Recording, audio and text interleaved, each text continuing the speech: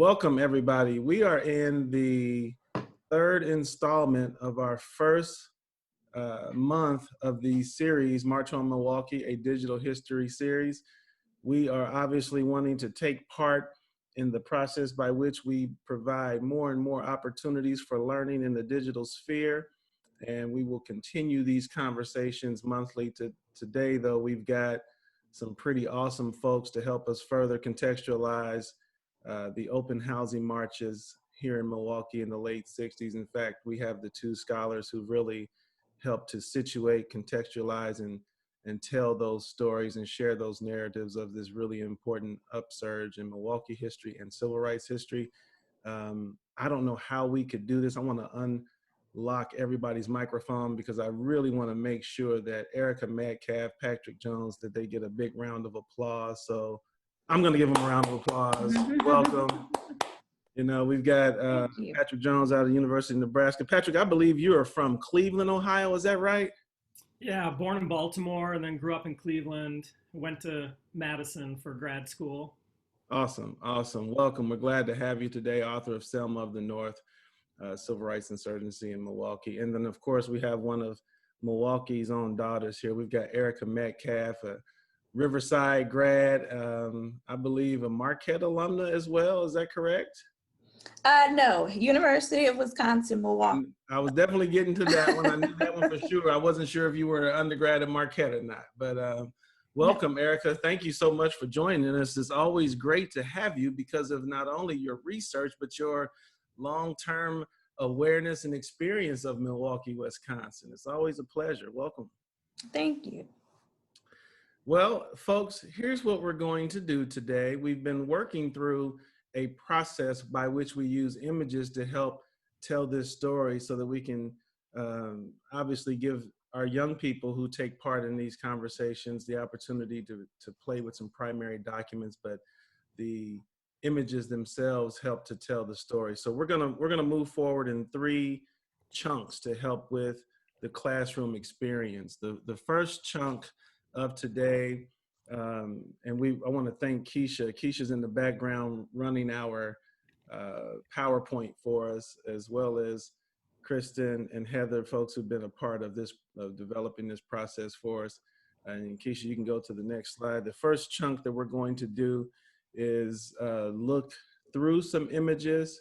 We're going to use some images to help instigate our conversation and initiate our conversation. We'll get our scholars talking about some of those images. Adam Carr is over there. Adam, oh, sorry about that, man. It is all about me, but I'll let you introduce yourself. Why don't you tell us who you are, big guy? Just briefly, I do a variety of work around Milwaukee. I work behind the scenes at Milwaukee Neighborhood News Service, do writing, film, photography, and probably the honor of my whole life has been working on the 50th anniversary of the open housing marches, which, much like the marches, is lasting much longer than we thought it would. We're into year 52, I think, and this is still a major part of my life. So happy to be here. Well, thank you, man. It's always a pleasure to work with you. So Adam's gonna take control in just a second. He's gonna walk us through, and our panelists through this conversation around some of these very rich photos that help to tell the story. So that's gonna be our first 15 or so minutes. Our second chunking, our second 15 minutes, we are going to give our scholars the opportunity to talk a little bit about how they research and teach these important histories, just so that we get a chance to hear from them and learn a little bit about their craft. And then we'll open it up right away for Q&A in that third 15-minute chunk so that we can get folks in the conversation. However, we do not in any way expect for the 33 plus folks who've attended with us today to wait until that Q&A. This is the awesome part about doing these kinds of conversations. You can drop questions into the chat. You can give us a whole range of thoughts and comments along the way so that we can make this as engaging and dynamic of a conversation. We are also on Facebook, so feel free to do your thing on Facebook as well, folks, and we will move back and forth between the two and see if we can keep everybody's comments and questions in the mix. Just know there is about a 10-second lag on Facebook, so if we get to something a little bit later, that's just because of that timing. For the panelists, can you please make sure for your chat to change it to all panelists and all attendees if you want the attendees to hear from you in that way. They'll be giving us information, and so if you respond, just make sure that they can see your comments as well. All right, Adam, you ready to get started? Yeah, let's do it. All right. First 15-minute chunk, let's look at some of these images and get our experts warmed up on this topic. So these are some images that I know both of you have engaged with, have used actively. Wanted to start with a set of images that show the Youth Council, the Commandos, Father Grappi, and this image in particular highlights the cause that they marched around, the one that was kind of the spark that lit the fire here in Milwaukee, which is open housing, ending housing segregation. These are just some images, both shared with us from Dr. Metcalf and Dr. Jones.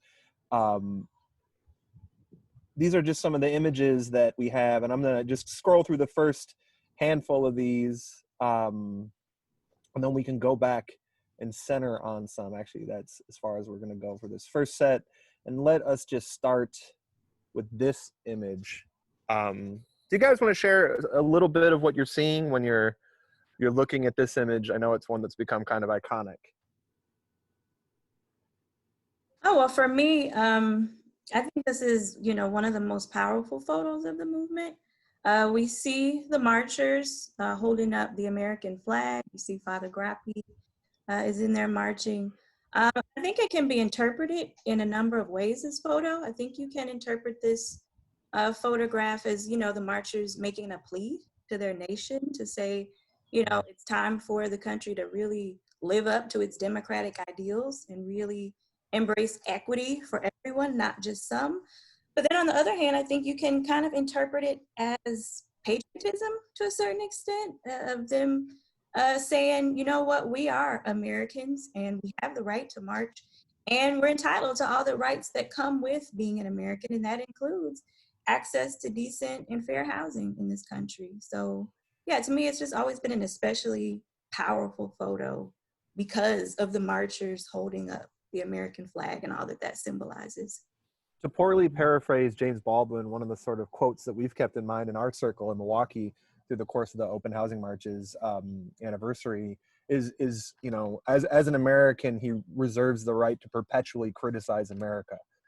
As someone who loves it, that's part of his expression of love, is the ability to express critique. Exactly. Yeah. Yeah, I would just add to that, seconding what Dr. Metcalf said, and then also adding a couple of other things. So there's definitely a situating of this Northern movement within a broader freedom struggle, American freedom struggle and Black freedom struggle history. And when I started doing this work, first as a grad student and then after and finishing the book up, folks were not writing about struggles for racial justice during the movement era beyond the South. And so it was important to try to, and one of my main goals as a scholar is to insert those kinds of Northern civil rights and Black power stories and to recast through that the national narrative and to assert that. In the popular kind of mythic sense of the Southern Black freedom movement, it is by some, at least today, a story that is told in kind of glorious terms of a movement that in a nation that ultimately acknowledged segregation and overcame it. That's a problematic narrative, but it's a kind of a triumphalist story, and it's embraced by many. And Northern movement stories hadn't been told. I'm gonna let my dog out here. But also, were often cast in problematic ways because of the way the story of Black power had been told. So I see in this, too, a kind of recasting of Northern movement story within that circle of the best tradition of protest and struggle for justice and racial justice. I also note here the interesting place that opens up for us with Father Grappi, surrounded by a number of commandos, and then others too, which allows us to begin to think about the peculiar place of this white Catholic priest who played an important public role in the movement there, and spurred much debate at the time and ongoing today. And then I would just say more broadly that, you know, my interest again is in trying to argue and assert the importance of the Northern movement and movements, and that they happen on a scale of the Southern campaigns and movements. So, you know, the open housing campaign in Milwaukee and white reaction to it, you know, we're talking thousands of people coming out, is on a scale that's at least as big, if not bigger, than iconic moments that we have placed in the national narrative in the South, Birmingham, Selma, Montgomery. But the vast majority of people today still don't remember Milwaukee. It still has not taken its rightful place in the national narrative. And I feel strongly that it should. And so, you know, why we have to ask that question, why don't we tell Northern movement stories? And what do we make of images like this when we don't really have a framework to make sense of them, right? They're compelling, but we don't really have a powerful, particularly in our schools often, framework to start to make sense of these really compelling and complicated, ultimately, images.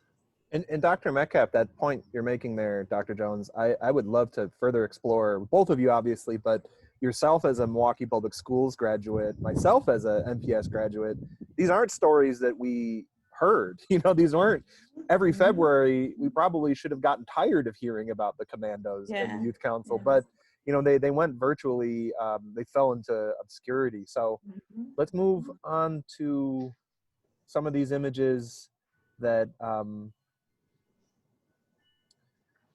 you guys shared a little bit. Let's stick with this one a little bit. You guys want to take a crack at what's going on here?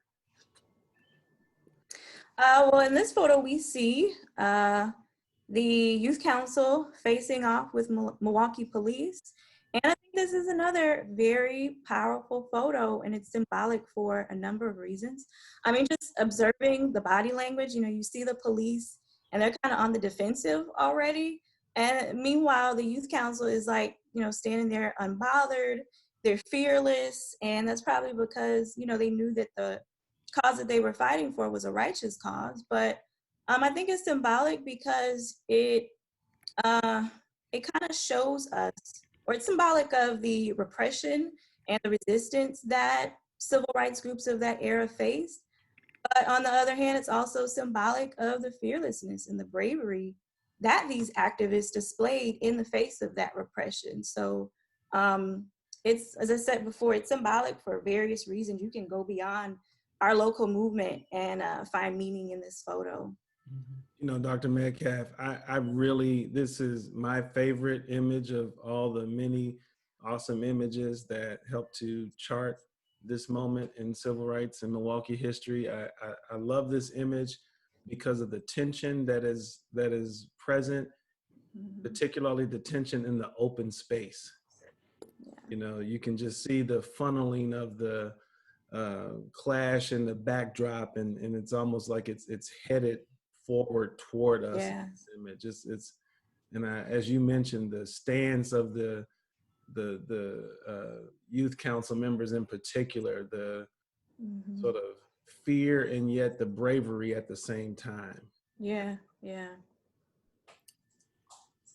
I would this image in relationship to the previous image, you know, right, I think is really interesting, where the previous image, we have a kind of an image that fits within our tropes about the civil rights struggle. It's people marching, they're holding a flag, you know, right? It kind of leads you to that, as we were talking about, images of patriotism, a claim on the nation for equality, etc. Here we have an image that suggests something very different about the open housing campaign, which is the standoff and what I would call massive resistance of whites to a pretty basic assertion of of liberty and freedom by African Americans and their allies in Milwaukee. And we can see here helmeted police with nightsticks, and even towards the back, one already coming in to, perhaps level a blow. And it underscores a much more difficult dynamic of the open housing campaign in the Northern movement, which is this issue of massive resistance, which Dr. King acknowledged the year before this in Chicago when he was there working on this issue and marching into white ethnic working class neighborhoods and faced great violence and was hit in the face with a brick that in all his time in the South, he had seen much reaction and violence, but never so much anger and violence as he saw in Chicago. So another dynamic of this is that we have to grapple not only with this history, but in terms of making sense of its ongoing legacy and the persistence of urban inequality today and racial injustice in a place like Milwaukee and other cities across the nation, with the breadth and depth and persistence of white resistance. And so we see it here in a very bald way with the police, but it took all kinds of forms, from people moving further out to the suburbs, from city councils and school boards using their power to resist even the most basic efforts at racial change, to new organizations being created, to the presence of the Klan and neo-Nazis, letter writing campaign, a whole breadth of what we could call massive resistance, I think, in the North. So I think that last image and this one are really interesting together in helping us kind of be careful and not placing the Milwaukee story within a kind of triumphalist, Pollyannish narrative of the civil rights movement, that it kind of acknowledged the problem and it overcame it and we're all better for it, but that this was a deeply difficult struggle, that these activists faced great peril, and that in really overcoming racial injustice in the society then or today, I mean, there's quite a mountain to overcome, and we have not done that yet, clearly. Absolutely.